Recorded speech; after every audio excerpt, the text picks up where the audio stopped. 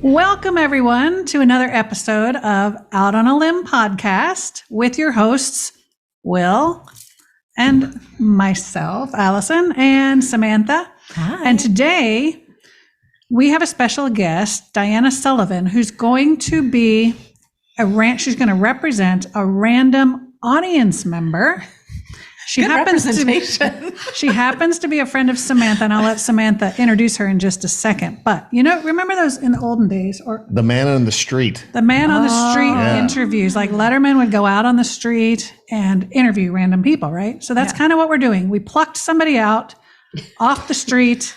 It's Diana on the street. That's it. To represent what a typical audience member might want to know. So she's going to ask some questions after viewing some of our episodes and sort of, processing a lot of this information on her own and ask us some things that perhaps others are curious about as well. So we don't know what she's going to ask. So we hope that we have answers for her. Oh boy. Right? Hope it's not too crazy. Okay. Right? Exactly. And with that in mind, I'm going to let Samantha say a little bit more about her friend. Okay. So this is my buddy, Diana Sullivan. And Diana and I met not even a year ago, but we were in a program where we spent time on a weekly basis. Well, you're supposed to spend time on a weekly basis, but we basically spent almost every day for 2 hours a day sharing these concepts that we were supposed to go over, plus a whole lot of other random stuff that our husbands were both like, what the hell? Anyway, and so Diana started off as someone who was just kind of like, wow, what is this you do? That sounds interesting. And, and as we got into this course and certain concepts were introduced, I was just like, oh yeah, I totally get this. And I would explain to her what it was about and we'd go deeper. And as I started having these experiences, she started having kind of random spiritual experiences. And she'd be like, okay, what is this? What is happening? And how cool is this? And she's already like light years ahead with, follows Abraham Hicks. And so she's got this whole, life's great and everything's working out for me kind of attitude already. But then to dive into and understand what's underneath all of that is huge. So anyway, I've kind of been her encyclopedia to learn a lot of this stuff and to grow even further. And so now she's listening to all kinds of random stuff, no longer like just the kindergarten stuff, through, Cool. like into the fire. So she's got all these questions she's always asking me. And now she's been listening to us and has questions to ask us. Cool. She's excited. Very inquisitive. You ready to go? I'm ready. Are you ready? We're ready. Oh boy. I also have been listening to your podcast and Just another.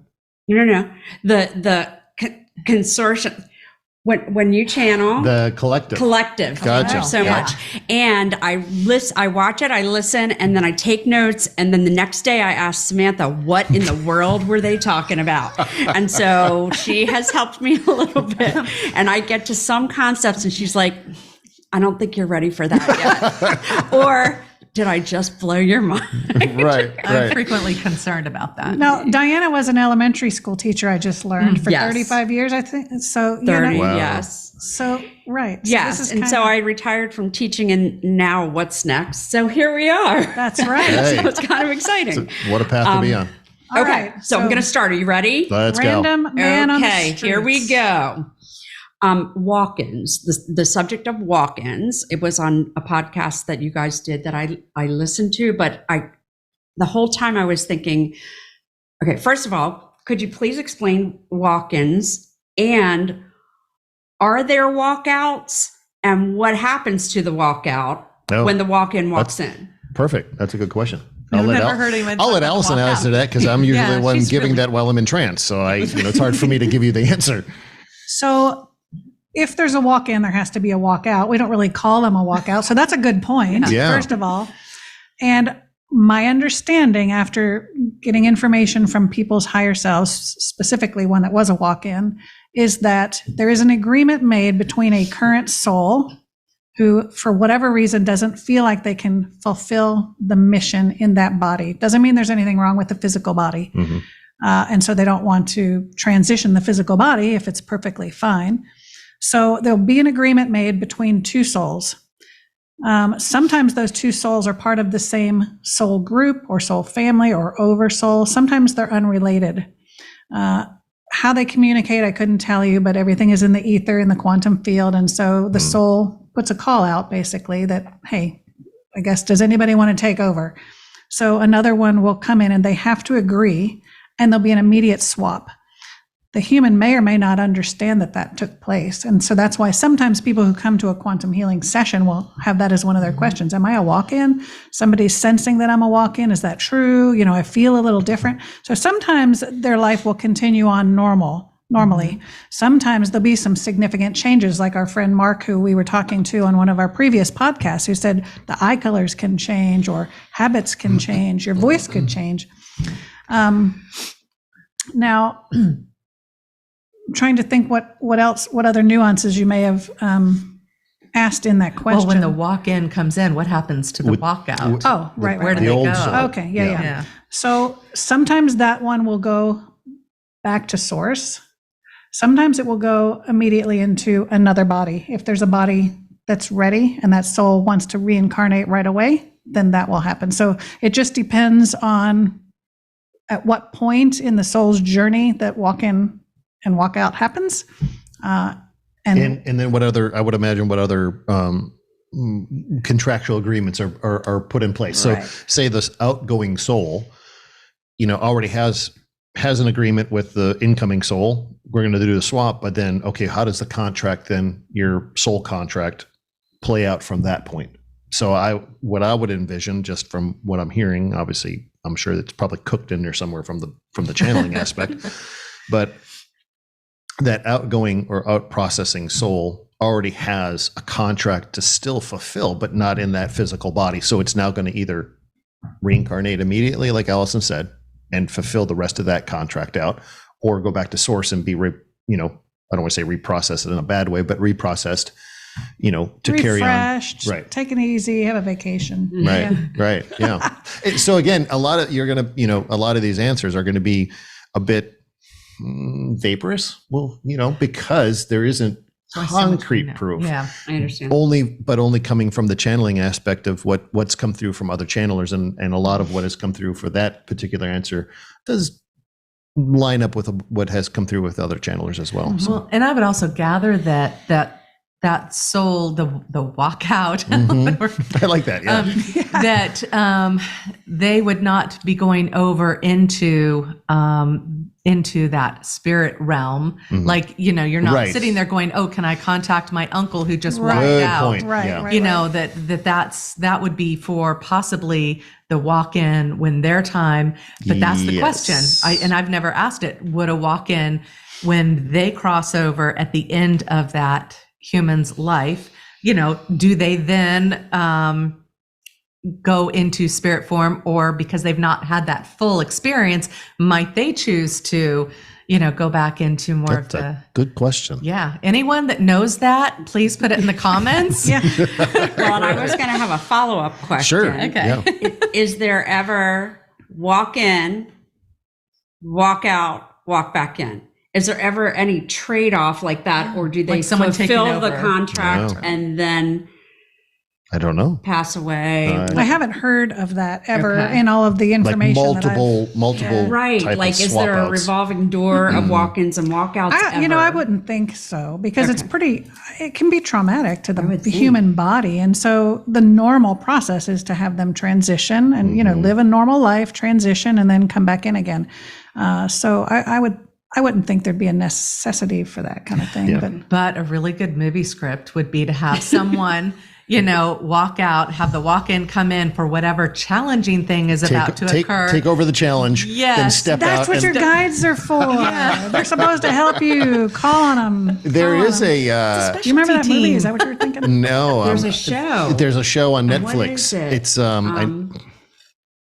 don't know. And my so phone. the guy was a walk-in, and he went into a bar in the 1800s or something. Oh, that one. No, You know what I'm no. talking about? This was a series, and it was a bit sci-fi, but it was about It was time travel. Yeah, kind of like time. Oh, Yeah. that's the recent one. No, Or- this is a it was couple only years 2 ago. seasons? Yeah, but there was only 2 Yeah, seasons. only 2 of it. seasons. Yeah. I can't think of the I name of know, it the now. name- And Started they, on the- they made reference to a walk-in on that show. Yeah. the but guy I was didn't an know what in the FBI world they were agent. talking Right, about. that's And now one- I have more yeah. context. Yeah. So, okay, Awesome. that's cool. If you know it, put it in the comments. I'll even put it in. Comment-filled section here. Okay.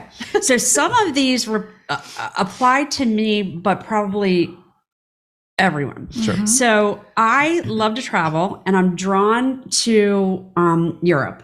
And so a lot of the books that I've liked to read were historical fiction, and France, Europe, whatever. I have this burning desire to go to Europe.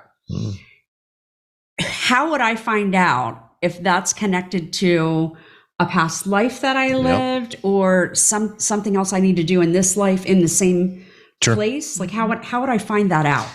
I mean, the simplest of answers would be to do a past life regression exercise. A facilitator, like Allison can do past life regression.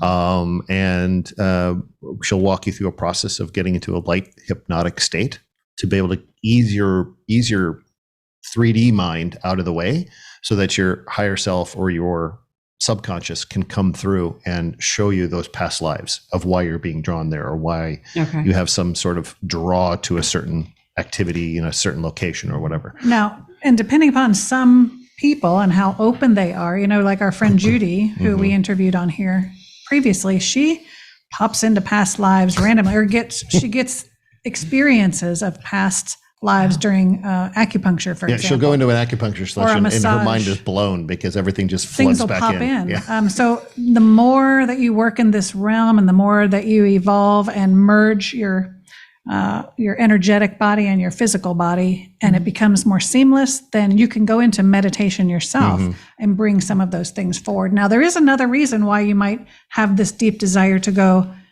to another land. And sometimes you have a parallel life that's there now. Mind blown again? A whole nother series of questions. Wait, that's 14 more questions I'm going to have.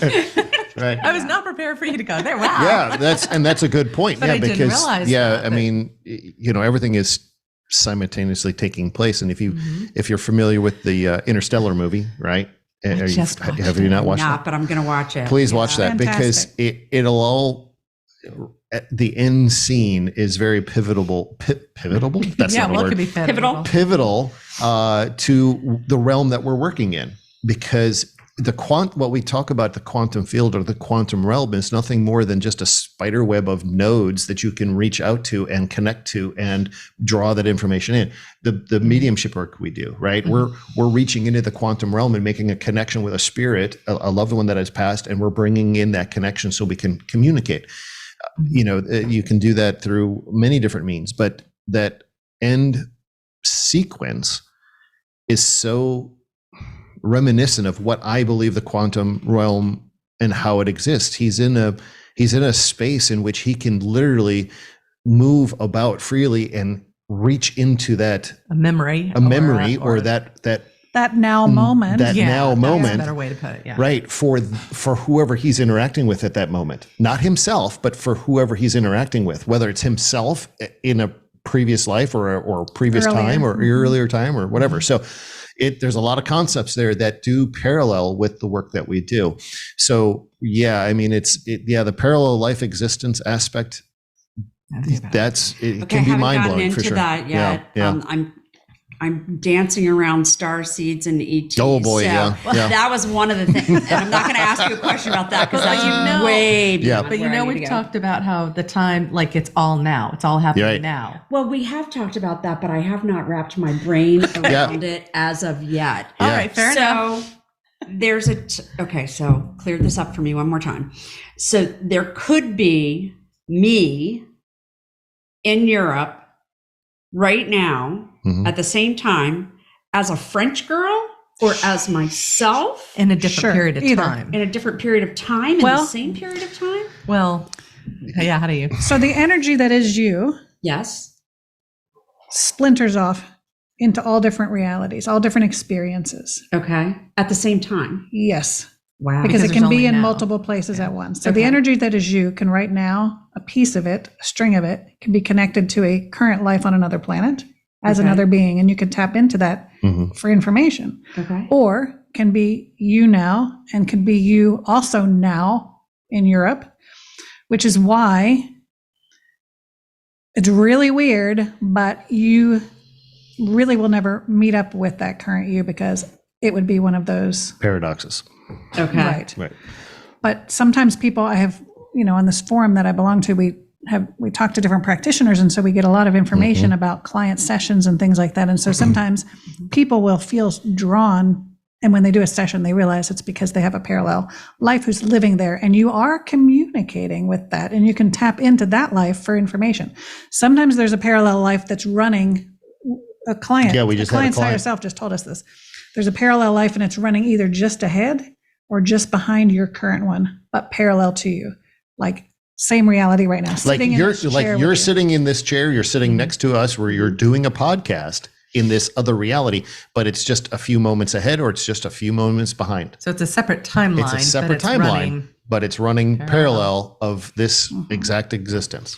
And when, if they clearing it up for happen you. to sync up, Yeah. if they happen to sync up, which they can, because that was one of our clients' questions, that they synced up and this crazy thing happened. It was unbelievable. Yeah. Because they synced up, it can cause a problem.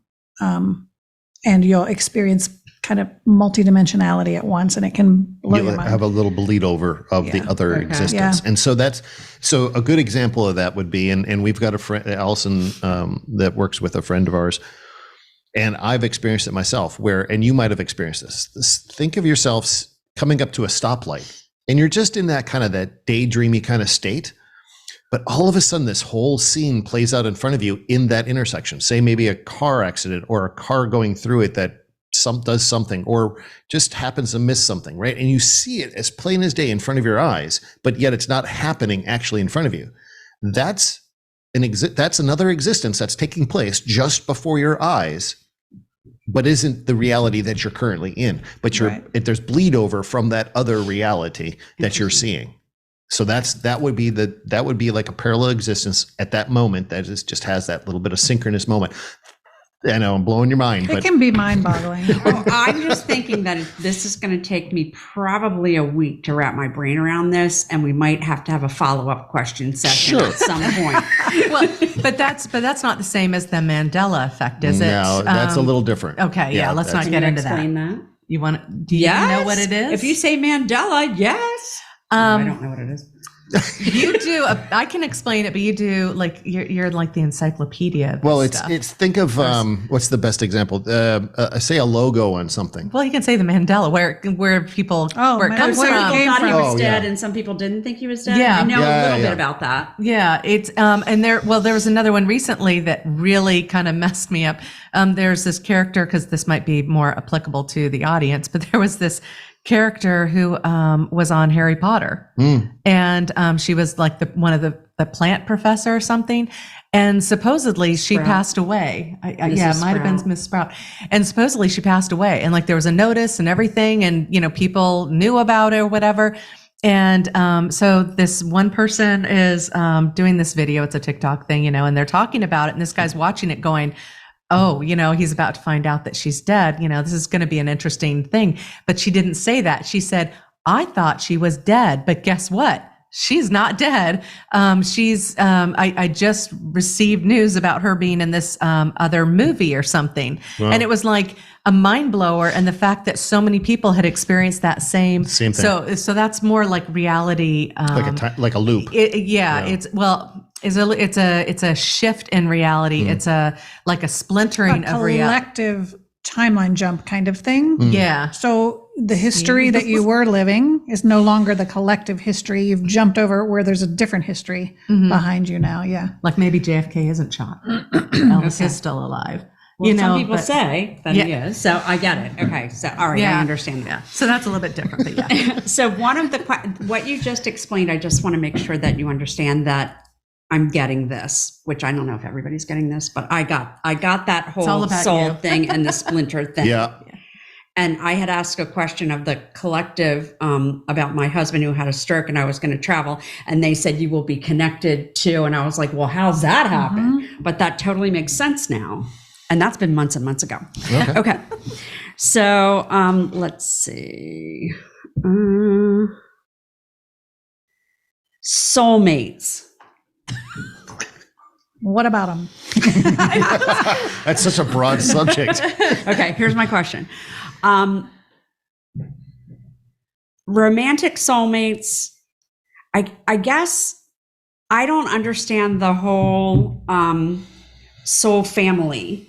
Can you explain that a little bit more? And then where can I research to understand it even more than what you guys are explaining? Okay. So souls do. Look at her. She just All right, explained Professor. things. I'll go around the block with it. And I think you kind of do the same thing a little bit. But Souls do tend to incarnate together in groups. They can do that in families. They can do that in communities, states, events. Like all the souls that participated in the Holocaust came in together as a group to do that for the experience of humanity, to change our trajectory. I don't want to get off on that tangent, but at any rate, souls come in together often.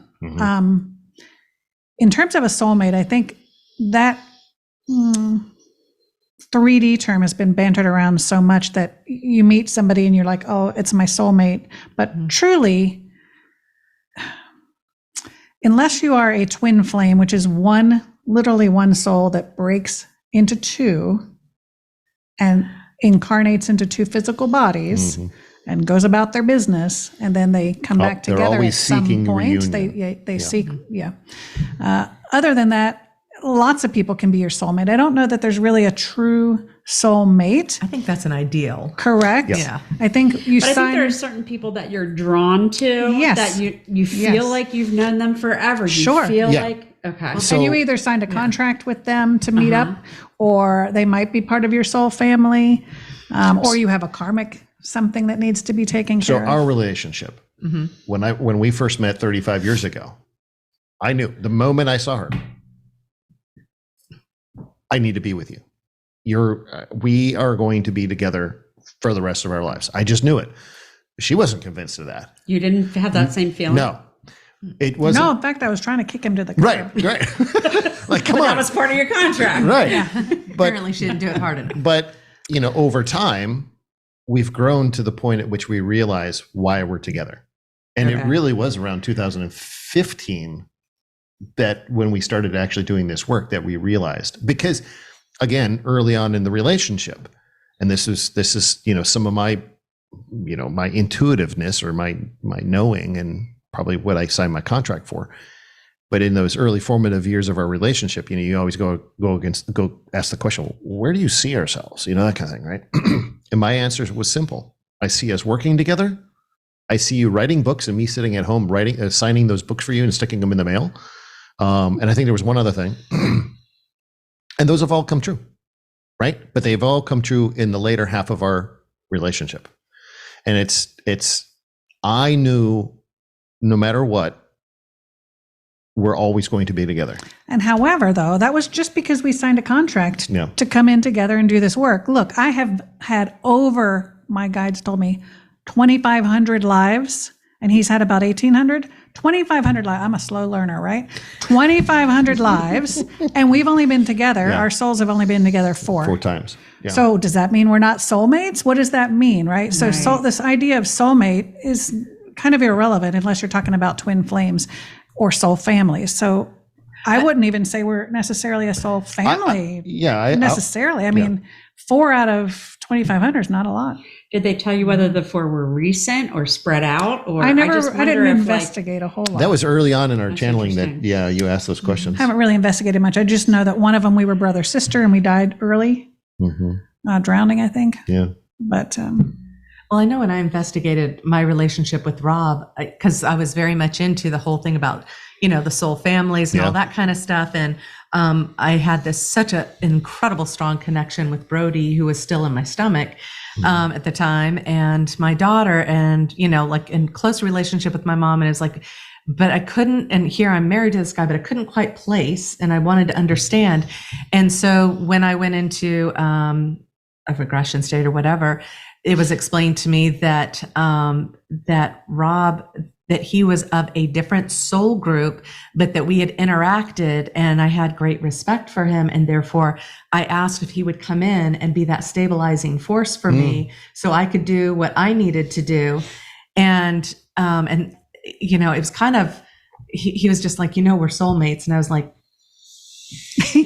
Don't want to burst your bubble. and this was on a very nice, like, we were in Savannah having a nice lunch, and we were fairly newly married, but you know, it's like, how I'm going to be true to this stuff, but the respect I had for him, you know, to do that. And the thing is, how we met was, you know, me having great respect for his opinion, what he had to say, and it was feeding information to me that I needed to hear. So, you know, it's not by coincidence. And then did you say, you're not wrong? I should have said that. So Samantha and I went on a cruise, and it was Esther Hicks' cruise. Yeah. And that was one of the most enlightening things that I ever heard. You say to someone, you're not wrong, because in their perspective, they're not wrong, you're not wrong, then shuts down the thing. And you know you're right, but they know they're right. And so you can stop. That is invaluable. I'll have to try that next time. I can't guarantee the outcomes. Leave off the butt. Right. I can't guarantee the outcomes. There's no but, or there's no and. You're not wrong. And then you have to turn around and walk away so they can't even see your face. As you sit there and go, gotcha.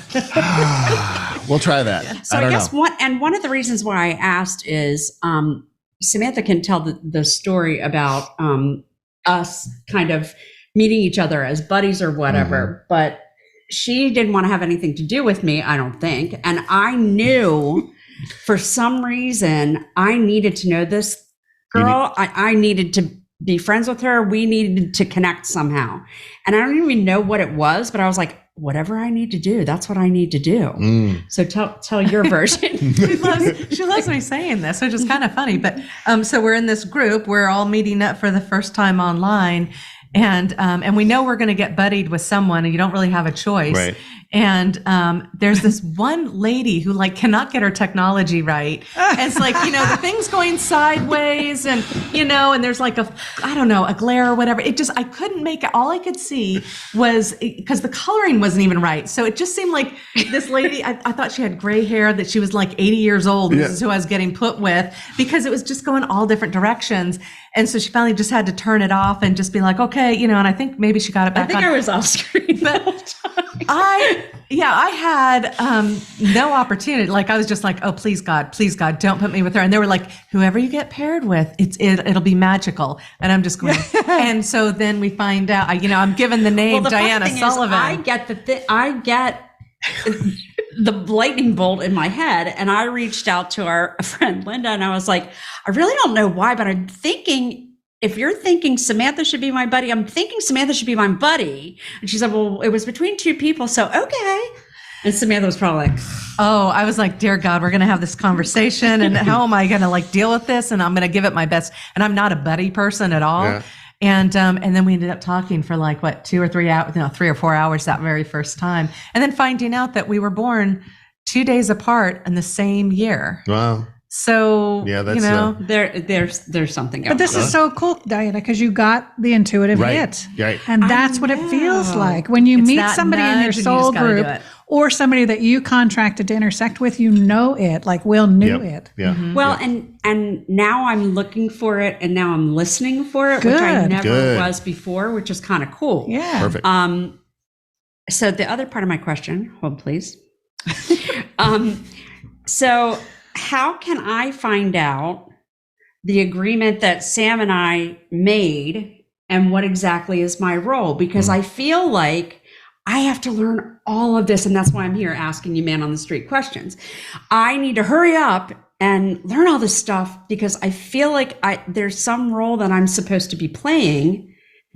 And what is it and why? Like first off, don't rush. Thank you. Enjoy the unfolding. Yeah, don't get ahead of yourself. Don't feel like you have to rush to fill your plate with trying to learn everything. It's because just when you do fun. that changes the whole energy in front of you, and it's almost like a bubble that pushes everything further and further Yes, it out. Okay, does. that makes sense. Yes, You're it gonna does. be given to you know start what you chasing need. it instead of enjoying it. So just Got it. take your time and relax. It will be and, yeah. revealed to you. Okay. I mean, if there are burning questions, you always, again, can ask those in a hypnosis type session, or if you're good at meditating, you can ask your guides and get those answers. But it will be revealed to you, and it's almost more exciting when you allow it to just naturally be revealed, don't you think? Well, but she has had a lot of those moments where it's just kind of like, like it just tag teams back and forth, and it's like, oh my god, what happened to you? Well, this happened to me. Like it's just It's really interesting. Synergy. Synergy. Yeah, exactly. It almost expands. That's what's so weird is it expands that energy. When you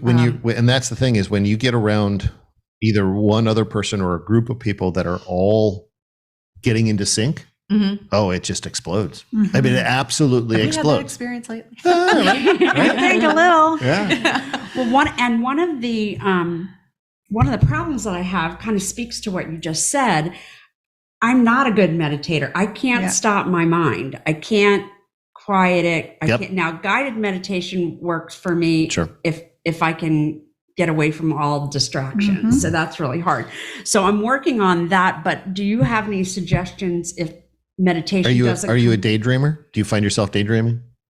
No, I was a science teacher Oh boy. of 4th grade. And so that's why the rest of this is so blowing my mind. Yeah. I taught the scientific method. I know that things are made of atoms. I know, all of the old paradigm stuff. So I'm wrapping my brain around all of that.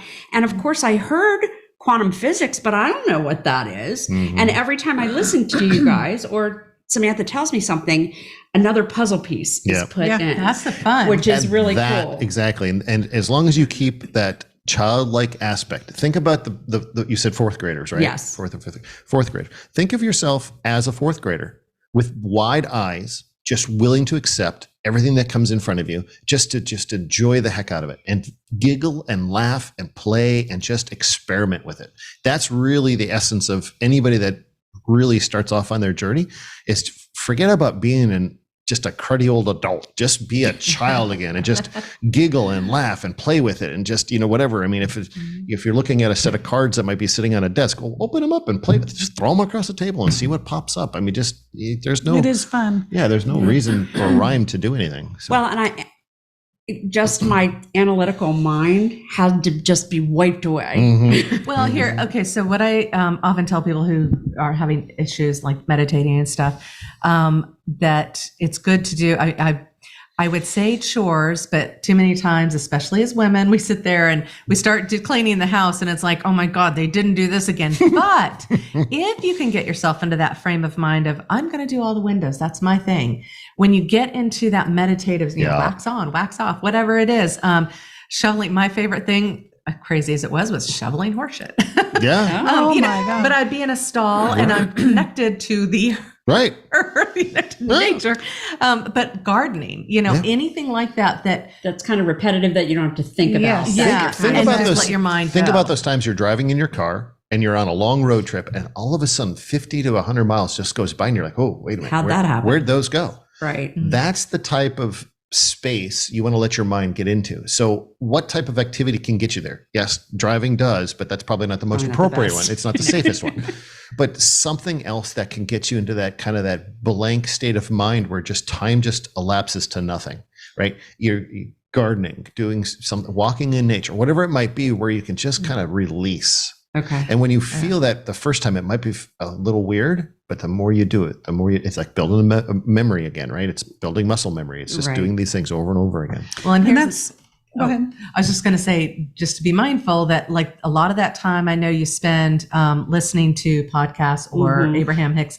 The idea is if you got to have some noise, then make it really relaxing music where there's not thoughts from other people filling your head. Because what you want to do is learn to release and get into that kind of neutral space. Yeah. Okay. So then things start to Bubble flow up. in. That makes sense. What were you going to say?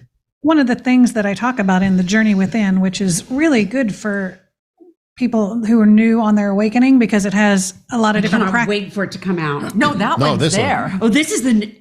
No, That's this the one's first. out. That's the first And you've one. got another one.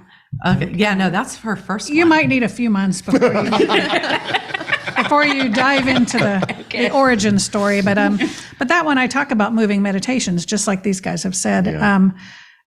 You know, for me, it's sometimes reading. Like if I'm reading, my children can call my name and I don't hear them. Right, So it's you're in the whatever zone. activity that you are in that zone, right? And that book is a really good one for those who are just starting to awaken, because it has a lot of different practices that you can explore and try and see what works for you in terms of helping you connect. Yep. Okay, Yeah. can't wait. Cool. I'm gonna have to buy one before I leave. Okay. Okay, so moving right along. This weekend, I got together with some old friends, and they were asking, you know, what are you up to? You're retired. What are you doing now? And how do you answer that question? But let me give you an example of one thing that I answered. We were talking about one of the reasons why we were supposed to be doing research on our cruise together to see if we can do a cruise and invite people on and whatever. And so I tried to explain that. And my friend said, so you're a shyster. What? That was the face I had too, Allison. I was like, And you call this person a friend? not anymore. She said, so you're a shyster. And I was like, What the heck is that? Yeah. I'm not nothing to trying do- to fool anybody. And then she said, so you live in York, Pennsylvania. How many schmucks are up there that are going to go on your cruise? Suckers. She called them suckers. Suckers. Yeah. Same thing. And so I said, everything's always working out for me. That's it. That's it. You're not wrong, but you're really wrong. And I turned around and walked away. So that's how I handled it. Perfect. But how can those of us that are kind of awakening Sure. avoid that shyster, sucker, schmuck conversation? My God, like, I'm not talking to her anymore. I mean, for me, it was, I worked in the corporate world for quite a while at a tech startup company up until I left in 2021. And I had already been doing this work in earnest since 2015. So not a long time, but long enough. And it's, my answers are always different depending upon who's in front of me. talking to. Right. So if I'm sitting in front of my, the boss of the company, right, or the guy that owns the company, and mind you, it was a small company. So yeah, I don't come right out and say, oh, I talk to dead people. That's not what I do. But for me, it was the Reiki aspect of it, right? That's how I approach Because some things. people are familiar with Right. at least hearing the word, even if they don't know what Or it is. hands-on healing in the church. Hands-on healing, and Uh-huh. I kind of leave it at that. Now, so move forward. I leave the company. I'm still on the board of directors for that company, and it was probably a year later, or a little bit later on in 2021. No, maybe it was 2020. Anyway, it doesn't matter. We went out to a luncheon to where we had to discuss board stuff, and the obvious question comes up. So what are you doing since you left the company? What kind of things are keeping you busy? And in the back of my head, I hear my team go, better time than none. So I'd say, here's what I do. And I laid it all out. I laid everything out on them, out on the table for them. And they were like, well, that's not the answer I really expected you to say. And I'm like, well, that's who I am. And, that's my business. That's what I've got clients, and I see clients all the time, and, this and that. And they're like, and I never heard from them again. So, and that's okay, because you weed some people out. right, and that's that's exactly what I was just going to say, is as we mature, whether it's in or out of spirituality, we always get hung up on our friends group, or we always get hung up on who's in our friends group or who's in our circle. Well, and then before spirituality, or before we get into the metaphysical stuff, when somebody leaves that circle, we really get butthurt, right? We get, well, what did I do? What did I say? All these different things. Well, now coming into this circle, people come and go all the time. And I don't get butthurt about it. I don't think about it. It's like, okay, they're growing and they're moving on, or maybe I'm growing and outpacing them. So I'm actually moving out of the circle where I'm perceiving it that they're leaving the circle. So, Makes sense. and I don't, no, even in a general conversation, if we're talking to somebody out in a public or whatever, and somebody said, well, what do you do? I'm like, I got to think about it for a second. I'm like, well, what are they going to be able to tolerate? You know? Right. And I usually just say, well, I run a metaphysical business. And it's almost a kindness to them. Yeah, exactly. Because I don't want to blow their mind up and get that kind of that reaction. But if I say a metaphysical business, not a lot of people are going to know what that is, other than the ones that actually are in metaphysical stuff. Right. The ones that aren't, well, then they ask questions. Or not. But most of the time they're going to ask some sort of question. Right. And I can give them then a general answer. The only thing that I would say, because I understand why you're asking that question and where it's coming from, especially when you're new on the journey. Mm-hmm. And I would say that you need to be as authentic as possible, which does not mean like you go up to your boss and say, hey, I talk to dead people, talk to aliens and stuff. Right. I don't do that. But when confronted, I don't lie and I don't deny who I am. And I feel, and it's okay because I feel comfortable. So the quicker you can start living your truth and understanding how profound it is in your life and the changes that you'll see and how exciting it is when you're following your mission and purpose, then you don't hesitate. You are happy to share with people when they ask. So you really need to be as truthful as possible and be authentic, because the more you hide and lie, it perpetuates hiding and lying. Yeah, energetically. Well, I can't. Well, I can't hide and lie. I'm all out there all the time. So if they don't like it, Right. sorry for your luck. And what I think what you'll find too is the more you are speaking that authentic truth, that authentic self of what you're doing, the universe rewards that by showing you more and more things, giving you more opportunities, showing you people along your path that you need to connect to, or experiences you need to have. And it's I don't want to use the word reward, but that's more or less what it's like, right? You're showing the universe open. that you're showing the universe Yes. that you're open. So they're like, Yes. okay, we'll bring you more. Right, exactly. Yeah. And my experience is pretty similar. It's been very stark lately, where my husband, there are times he just goes right out there. They're like, well, what does your wife do? Oh, my wife's a medium. And I sit there and go, oh, he's proud of you. and it's so sweet. But like, he's done that several times. When we were on the cruise, shuts people up right away. Because it's him. They don't know what to do with it. They have no idea what to do with that. And so I'm with my mom, and we're visiting my sister's godparents, and they're much older, and I know that they're very churchly and all that kind of stuff. And so we sit down, I go, I know this question's coming. I know it's coming. And my mom's sitting across from me, and my mom always introduces me as, her weird daughter kind of thing.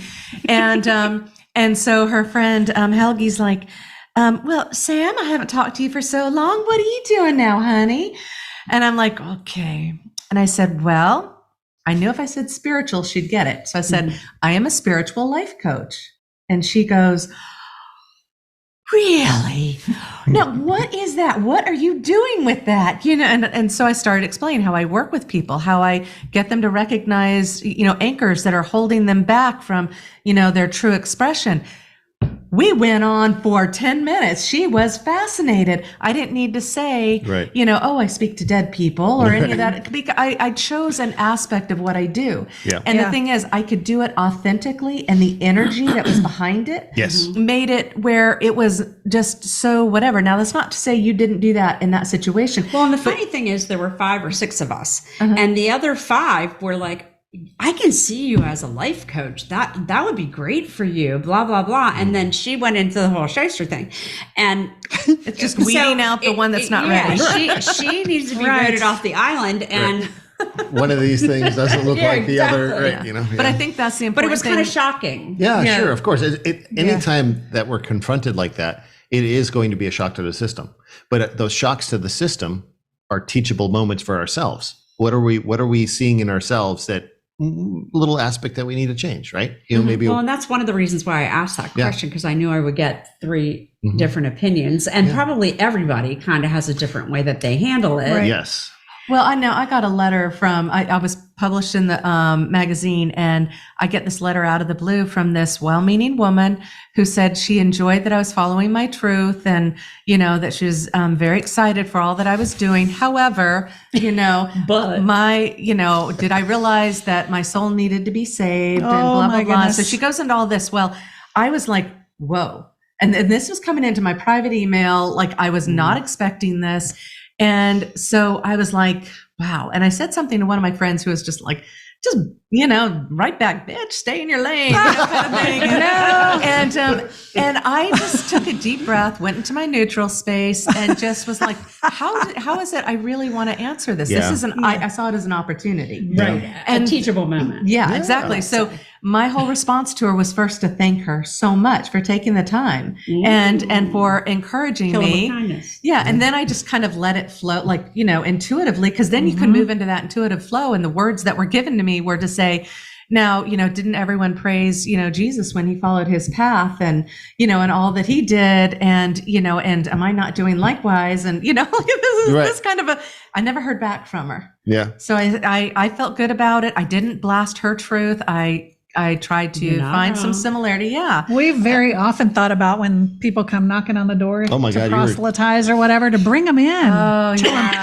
I know Jesus. I actually taled to him. Do you want to hear what he has to say? And just blow their minds. But we really You were wouldn't. reading my mind again. Yeah.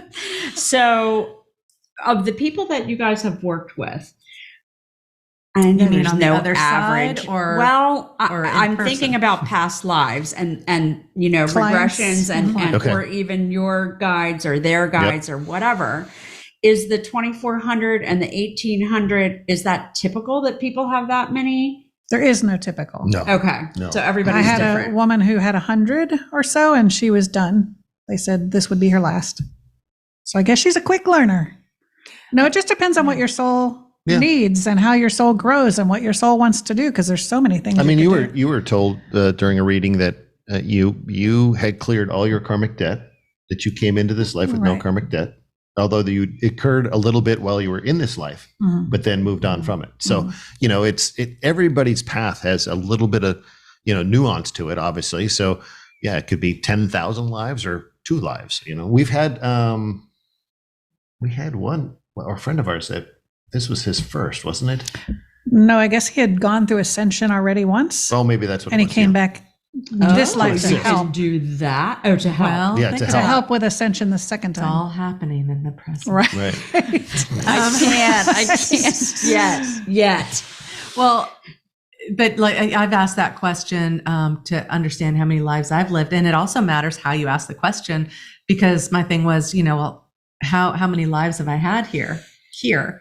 And I was given True. that this is my 25th life here, and that this would be the last time I was here, and that and I said, well, this is so painful. Why am I doing this?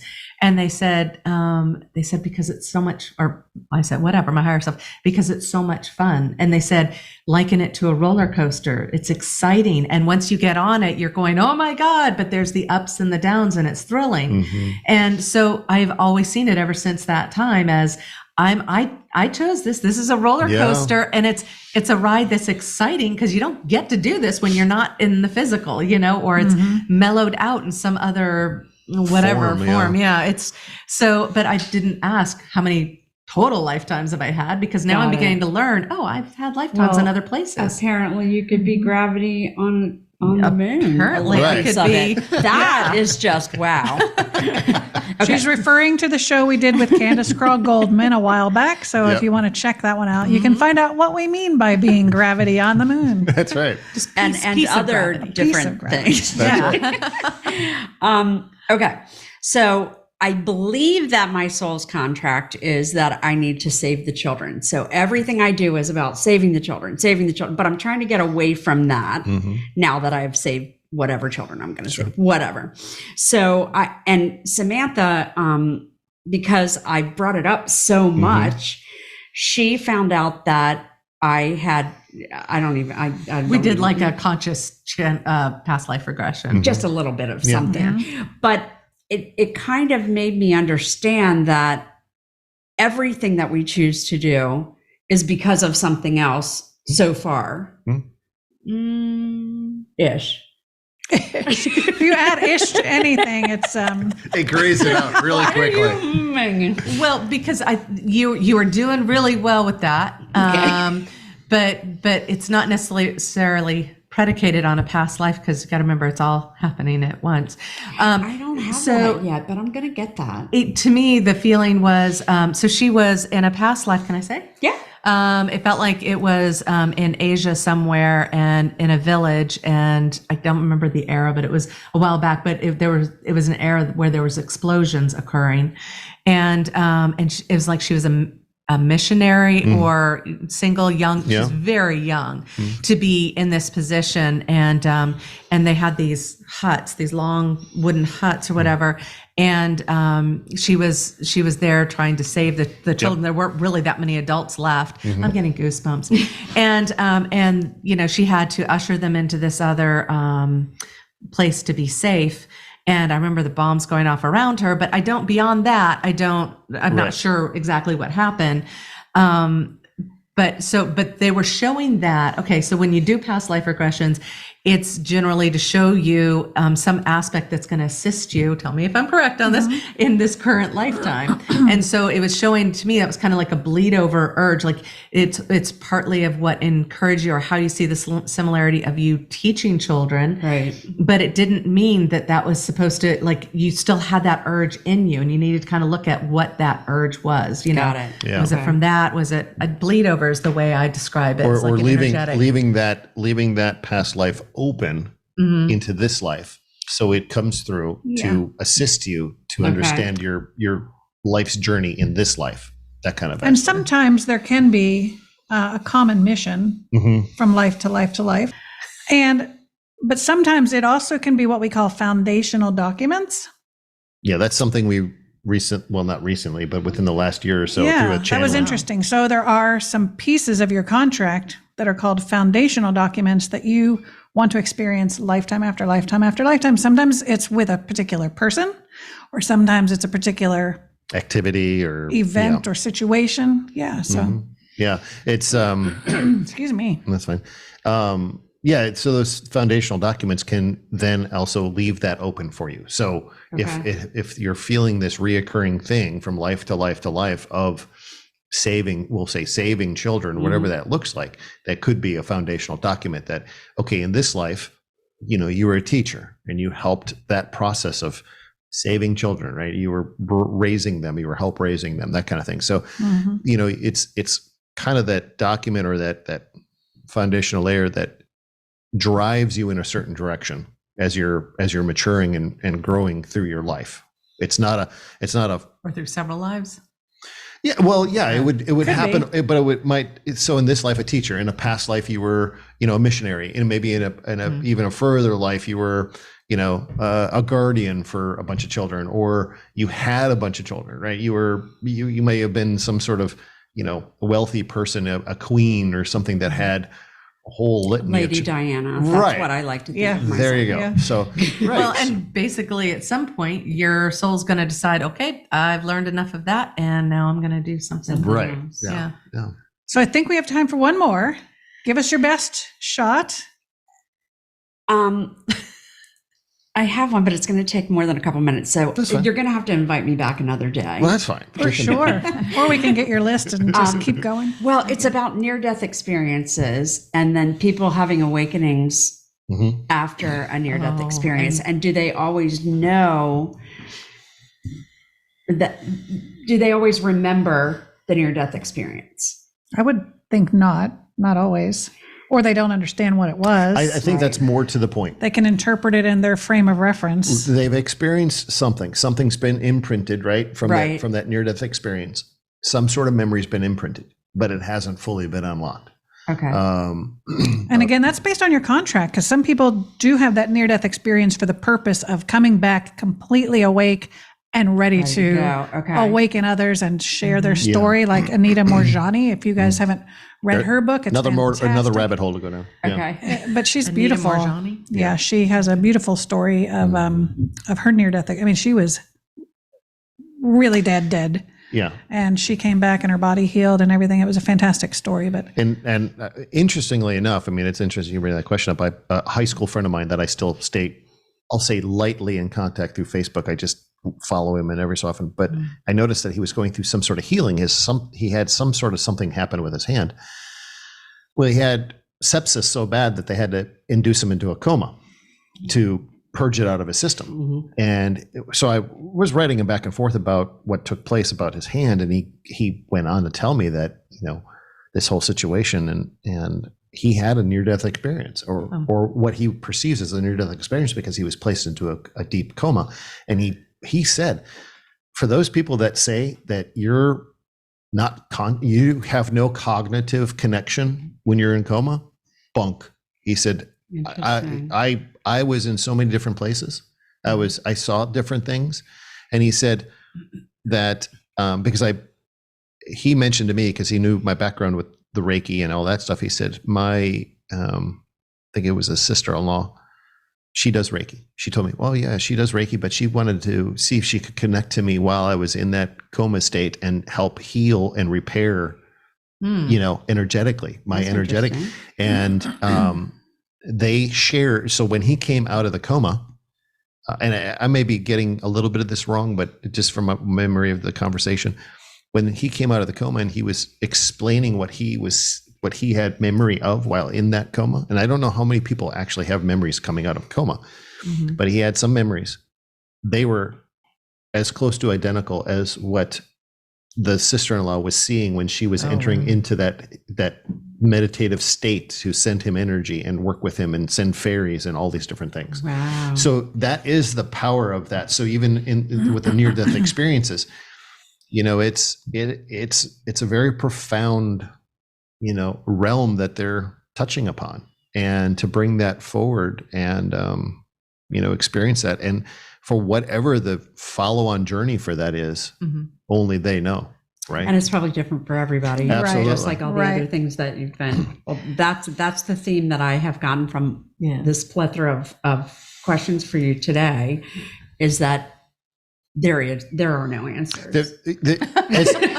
For one, No specific answers, because it's for one answer that you receive, there's 25 other questions. Got it. And that's okay. Right. We're none of us, and I don't, for anybody that's been practicing for one day or 50 years or 100 years, the answers are all going to be different. Well, and it's an individualized experience for sure. I feel so bad. Like poor Allison, she'll send me just, oh, hey, I just read this, or I'll read this or whatever. And she knows, man, I'm going to come back with an email, with like 5 to 20 questions. And I'm trying to be good about not pushing it so much. Now I like that. That's no, it's an exploration, and, and we discuss things, and it's, it just, you've got to have that person that, you can go to and like ask those questions and have it turn on whatever that thing is, that switch in your mind. So then the next thing falls into place, So curiosity is the key. Yeah. You just got to be open to it. Right. And it goes back to what I said earlier. As you're going, and this is for anybody, right? That you're coming onto your journey and you're really experiencing stuff. Forget about being an adult. Well, I love that, because Samantha always says, I just love how you're just soaking all this up. And I see in your face, you don't know what in the world I'm talking about, but you are taking it in. Yeah. But you're open. That's important. That's the thing. And it's not that she's then doing the party line and stuff. It's what's resonating with her. And I just know, okay, now's the time to stop, turn off that faucet, whatever. It's been a really cool process. It's been a cool journey for me, and even being exposed to you guys. So thank you so much for inviting me. You're welcome. Absolutely. And thank you so much for joining us today and sharing your perspective and helping us to grow by listening to your questions. For sure. And hopefully the audience resonated and it was helpful for you all too. We thank you guys for joining us and for spending your time with us. If you like what you viewed, please share with those who might benefit as well. And hit the notification bell if you'd like to see upcoming episodes. And Yes. And ask questions. If you've got your own Yes. questions, put them in the comments. Please do. And Please if do. you'd like to see more questions with Lady Diana, comment that too. yeah, Absolutely. It's an excuse for me to come to Charleston and see all my friends. for sure. So until next time, thanks so much for joining us. Thanks, guys.